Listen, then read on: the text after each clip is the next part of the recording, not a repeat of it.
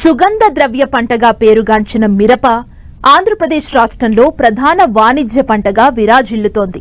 20 లక్షల ఎకరాల సాగు విస్తీర్ణంతో మన దేశం మిరప ఉత్పాదకతతో ప్రపంచంలో ద్వితీయ స్థానంలో ఉంది. ప్రస్తుతం తెలుగు రాష్ట్రాల్లో హైబ్రిడ్ మిరప రకాలు రాజ్యమేలుతున్నాయి. వీటిలో అధిక దిగుబడినిచ్చే సామర్థ్యం ఉన్నప్పటికీ అంతే స్థాయిలో సమస్యలు పెరిగిపోవడంతో రైతులు అనేక కష్ట నష్టాలు ఎదుర్కొంటున్నారు. చీడపీడల సమస్య తక్కువగా ఉండే సూటి మిరప రకాలను నిర్లక్ష్యం చేయటం కూడా దీనికి కారణంగా కనిపిస్తోంది. సాగు ఖర్చులను తగ్గిస్తూ హైబ్రిడ్లకు దీటుగా దిగుబడినిచ్చే మిరప రకాలు రూపొందించడంలో గుంటూరు జిల్లా లాం ప్రాంతీయ వ్యవసాయ పరిశోధనా స్థానంకు మంచి పేరుంది. ఇక్కడి నుంచి రైతుల ఆదరణ పొందుతున్న మిరప రకాల గురించి ఇప్పుడు తెలుసుకుందాం. ఎగుమతి ప్రాధాన్యంతో ఏటా 5,000 కోట్ల విదేశీ మారక ద్రవ్యాన్ని ఆర్జించే ఎర్ర బంగారంగా పేరుగాంచింది మిరప. ఆంధ్రప్రదేశ్, తెలంగాణ జిల్లాల్లో విరివిగా సాగవుతున్న ఎండుమిరప కోసం ఈ పంటను రైతులు ఖరీఫ్, రబీ సీజన్లో ఎక్కువగా సాగు చేస్తున్నారు. ముఖ్యంగా ఆంధ్రప్రదేశ్లో 3.5 లక్షల ఎకరాల విస్తీర్ణంతో దేశంలో అత్యధిక మిరప ఉత్పాదకత కలిగిన రాష్ట్రంగా ప్రథమ స్థానంలో ఉంది. అయితే గత 3 సంవత్సరాలుగా సాగు ఖర్చులు విపరీతంగా పెరగటం, చీడపీడల బెడద ఎక్కువైపోవడంతో రైతులకు లాభాలు తగ్గిపోయాయి. ముఖ్యంగా మిరపపై వైరస్ దాడి రైతుకు కంటి మీద కునుకు లేకుండా చేస్తోంది. గతేడాది వైరస్ వల్ల అనేక ప్రాంతాల్లో నాటిన 2-3 నెలలకే పంటను తీసేయాల్సిన పరిస్థితి ఏర్పడింది. అధిక దిగుబడినిచ్చే హైబ్రిడ్ రకాల సాగు వైపు రైతులు మొగ్గు చూపడం, వీటిలో వైరస్ ను తట్టుకునే రకాలు లేకపోవడం వల్ల మిరప సాగులో లాభ నష్టాల మాట పరిపాటిగా మారింది. మిరపలో అధిక దిగుబడి సామర్థ్యం ఉన్న అనేక సూటి రకాలను శాస్త్రవేత్తలు రూపొందించినప్పటికీ వీటి సాగు పరిమితంగా ఉంది. సూటి రకాల్లో ఎరువుల వాడకం తక్కువ ఉండటం వల్ల చీడపీడల సమస్య తక్కువ ఉంటుంది. దీనివల్ల సాగు ఖర్చులు కూడా అదుపులో ఉంటాయి. వీటిలో కొన్ని రకాలు హైబ్రిడ్లకు దీటుగా దిగుబడినిస్తున్నాయి. గుంటూరు జిల్లా లాం ప్రాంతీయ వ్యవసాయ పరిశోధనా స్థానం నుండి అనేక మిరప రకాలను శాస్త్రవేత్తలు రూపొందించారు. ఈ ఖరీఫ్లో వీటి సాగు ద్వారా రైతులు మంచి ఫలితాలు సాధించవచ్చని సూచిస్తున్నారు మిరప విభాగం ప్రధాన శాస్త్రవేత్త డాక్టర్ శారద.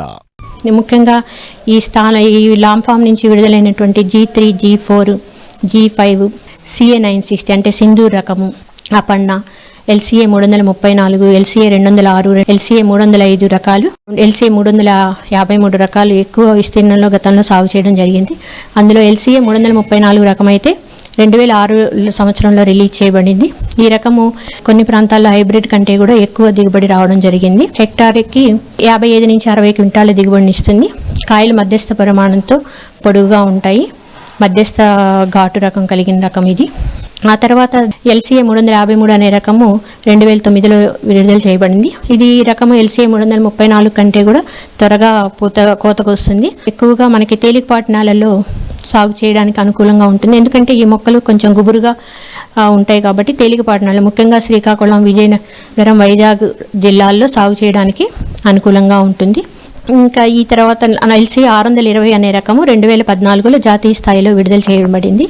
ఈ రకం ముఖ్య అడ్వాంటేజ్ ఏంటంటే ఇది మధ్యస్థ కాల పరిమితి రకం. 170 నుంచి 190 రోజుల కాల పరిమితితో కలిగి కాయలు మధ్యస్థ పొడుగుతో 8 నుంచి 10 సెంటీమీటర్ల పొడుగు, 3 నుంచి 4 సెంటీమీటర్ల చుట్టుకలతో కొంచెం లావుగా ఉంటాయి. హెక్టార్కి ఈ రకము 60 నుంచి 65 క్వింటాల దిగుబడిని ఇవ్వడం జరుగుతుంది. అంతేకాకుండా ఈ రకానికి వచ్చిన ముఖ్య అడ్వాంటేజ్ ఏంటంటే మనకి కాయలు మధ్యస్థ ఘాటుతో మంచి ఆకర్షణీయమైన ఎరుపు రంగుతో ఉంటాయి. అంతేకాకుండా కాయ మొదటి కోత నుంచి చివరి కోత వరకు కూడా కాయ పరిమాణంలో ఎటువంటి మార్పులు లేకుండా ఉంటాయి. కాయ కూడా పొడుగుగా లావుగా ఉండడం వల్ల కోత కోయడానికి అనుకూలంగా ఉంటుంది. సరైన యాజమాన్య పద్ధతులు పాటించినట్లయితే రైతుల పొలంలో ఈ రకము ఎకరానికి 30 నుంచి 35 క్వింటాల దిగుబడి కూడా గుర్తించడం జరిగింది. ఇటీవలి కాలంలో లాం ఫామ్ నుండి కొన్ని కొత్త మిరప వంగడాలను కూడా విడుదల చేశారు. వీటిలో రకాలతో పాటు హైబ్రిడ్లు కూడా ఉండటం విశేషం. ఈ మధ్య కాలంలో విడుదలైన రకము LCA 625. ఈ రకం కాయలు 10 సెంటీమీటర్ల పొడుగుతో 2 నుంచి 3 సెంటీమీటర్ల చుట్టుకలతో మధ్యస్థ పరిమాణంలో ఉంటాయి. కాల పరిమితి వచ్చేసరికి 190 నుంచి 210 రోజులు ఆ కాల పరిమితి కలిగిన రకము. కాయలు మంచి ఆకర్షణీయమైన ఎరుపు రంగుతో ఎక్కువ ఘాటు కలిగి ఉంటాయి. ఈ కాయ కోత కొంచెం ఆలస్యం అయినప్పటికీ కూడా తాలుకాయలు అనేది ఏర్పడదు. అలాగే మిగతా రకాలతో పోల్చుకున్నట్లయితే కాయ కాడ కొంచెం పొడవుగా ఉండడం వల్ల మనకి కోత కోయడానికి కూడా సులువుగా ఉంటుంది. అట్లాగే 2-3 నెలల వరకు కూడా కాయ రంగు కోల్పోకుండా నాణ్యమైన రకము. ఈ రకం కూడా ఎకరానికి రైతుల పొలాల్లో 30 నుంచి 35 క్వింటాల దిగుబడి రావడం జరిగింది.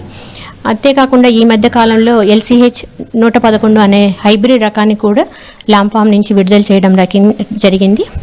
ఈ రకము హెక్టార్కి 70 నుంచి 75 క్వింటాల దిగుబడితో కుకుంబర్ మొజాయిక్ వైరస్ అనే తెగుల్ని తట్టుకునే రకము. కాయలు మధ్యస్థ పరిమాణంతో మధ్యస్థ ఘాటు ఆకర్షణీయమైన ఎరుపు రంగు కలిగి ఉంటాయి. ఈ రకాలే కాకుండా వివిధ రకాలైనటువంటి ప్రైవేట్ కంపెనీకి చెందిన రకాలు, ఇండో అమెరికన్ వాళ్ళవి కానీ, సింజెంటా కానీ, నూజివీడ్ సీడ్స్ కానీ, ES 341 రకాలు, ఇట్లా చాలా రకాలు కూడా రైతులకి అందుబాటులో ఉన్నప్పటికీ కూడా వీటిలో ఏవో 1-2 రకాలు తప్పితే పూర్తిగా వైరస్ని తట్టుకునే రకాలు అనేవి లేదనే చెప్పాలి. ముఖ్యంగా మిరప సాగు చేసే రైతులు గుర్తుంచుకోవాల్సింది ఏంటంటే, కొద్దిపాటి యాజమాన్య పద్ధతులు కనుక మనం జాగ్రత్త వహించినట్లయితే సూటి రకాలు వాడి కూడా హైబ్రిడ్స్తో సమానంగా మనం దిగుబడి సాధించడానికి అవకాశం ఉంటుంది.